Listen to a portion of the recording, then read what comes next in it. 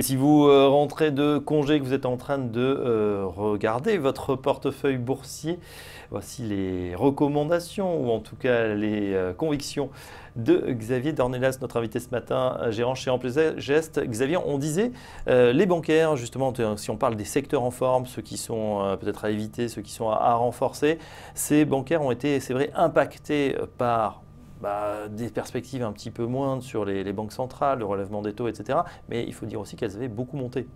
Oui, c'est ça. Je crois qu'après un mouvement de hausse extrêmement violent, après, qui a démarré à peu ou prou après le Brexit, je pense qu'il était temps qu'on consolide. Encore une fois, le secteur bancaire, c'est généralement le meilleur signe, le meilleur indicateur sur la santé des marchés financiers. Aujourd'hui, on consolide, mais on voit que finalement, le secteur bancaire, il a corrigé très modérément par rapport aux fortes hausses qu'on a connues. Je crois qu'il y a un point qui est important, c'est que sur le secteur bancaire, on reste sur un rendement sur dividende qui est très élevé, qui est grosso modo élevé d'un peu plus d'un point par rapport à celui du marché, donc ça c'est le premier élément, et que c'est un secteur qui renoue avec la croissance des bénéfices. On voit aux États-Unis, on voit en Europe et on voit aussi même au Japon une reprise très nette des volumes de crédit. Donc ça c'est bon pour l'activité des banques, c'est l'activité traditionnelle. Donc c'est aussi encore une fois un indicateur de la santé de l'économie. Oui, sauf qu'effectivement, elles ont besoin des taux peut-être plus élevés pour faire plus de transformations, pouvoir prêter davantage elles aussi avec des marges plus élevées. Là aussi, on a prêté. C'est vrai qu'on sort d'une excellente année, notamment dans l'immobilier, avec des renégociations. Là aussi, elles ont dû rogner sur leurs marges. Il faudrait qu'elles aient peut-être ce matelas un petit peu plus important. Oui, alors c'est vrai que les banques sont toujours très sensibles à la courbe des taux.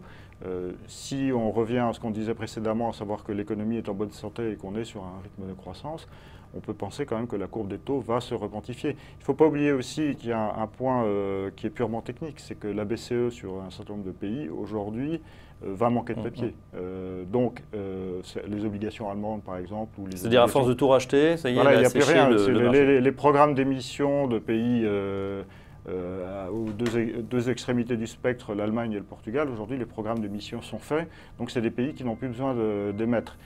En face, la BCE doit racheter à due proportion. Donc là, effectivement, il va y avoir un problème, mais ça veut dire que un problème. Ça veut dire que ces papiers-là vont rester peu chers et que le spread du Portugal va continuer de se réduire. Ce qu'on a vu d'ailleurs quand il y a eu un mouvement d'agitation sur les marchés obligataires et que les taux ont fortement remonté, on a vu que le spread Portugal-Allemagne, finalement, n'a pas remonté. Donc on voit bien ce phénomène de rareté. Voilà, et puis la Banque centrale toujours en soutien, donc pas d'inquiétude finalement pour ce secteur banquier. Est-ce qu'il y a d'autres secteurs justement à privilégier ou d'autres à éviter au contraire, Xavier Dornelas? Alors à privilégier, je crois qu'en fait tout ce qui est lié à la reprise de la croissance domestique en zone euro reste à privilégier. Donc ça inclut évidemment tout ce qui est petite et moyenne valeur, ça c'est un point important. Et en plus c'est quand même un segment de la cote dans lequel on a vu beaucoup d'opérations de rapprochement. Donc là ça fait deux moteurs, reprise de la croissance des résultats ou poursuite de l'accélération de la croissance des résultats, puis opération de consolidation. Le secteur sur lequel il faut être peut-être un tout petit peu plus prudent à court terme, c'est certainement toutes les grandes valeurs exportatrices, mais ça c'est lié aux aléas sur le dollar, où là je pense que personne ne peut vraiment avoir une opinion très définie, très claire, catégorique sur où sera le dollar dans 6 mois ou dans un an. Voilà. Ouais, c'est sûr, valeur exportatrice évidemment liée au dollar. On a vu l'impact notamment de cet euro-dollar sur les valeurs du luxe, mais également sur les valeurs de l'aéronautique qui sont évidemment en première ligne. Voilà, exactement. C'est toujours les deux secteurs qui réagissent le plus vite aux variations sur les taux de change.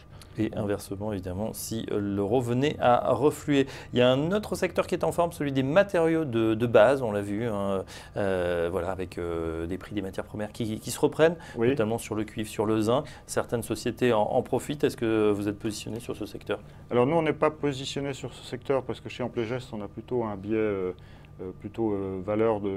pas valeur de croissance, mais valeur avec un business model peu cyclique, entre guillemets, ou peu sujet aux aléas des matières premières. Mais je crois encore une fois que l'évolution du prix des matières premières, c'est aussi un signe de bonne santé de l'économie. Donc il est logique que toutes les grandes valeurs liées aux matières premières et pour le moment se soit bien comporté en bourse.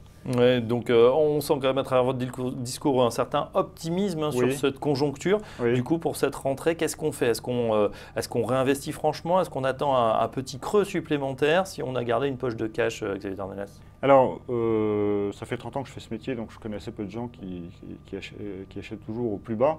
Mais je crois qu'aujourd'hui, maintenant, la période est favorable pour commencer à réinvestir son portefeuille. Pour les gens qui ont des liquidités, commencer à réinvestir progressivement par tranche son portefeuille, ça, oui, pour nous, ça nous paraît une attitude cohérente. On regardait, on en parlait hier chez nous, au fond, depuis 2016, en France, le marché n'a pas fait grand-chose. Les bénéfices ont progressé de 20%. Donc finalement, la France a subi une compression de multiples qui ne nous paraît pas justifiée. Le deuxième point, c'est qu'on a toujours le soutien du rendement sur dividende. On est toujours aux alentours des 3,40 en Europe, ce qui reste quand même considérable par rapport à un 10 ans français qui est à 0,65. Voilà, il faut continuer à investir. Donc, et puis, bon, à part ces inquiétudes, donc on l'a dit, un point d'interrogation en tout cas Trump ou Fed, finalement la conjoncture est plutôt positive. Exactement. Bon, eh ben, on investit, c'est dit. En tout cas, voilà un discours prudemment optimiste, on va dire ça. Xavier Dornelas avec nous ce matin, gérant chez Amplegest. Merci beaucoup. Merci Fabrice. À très bientôt. Dans un instant, la suite du programme sur TV Finance.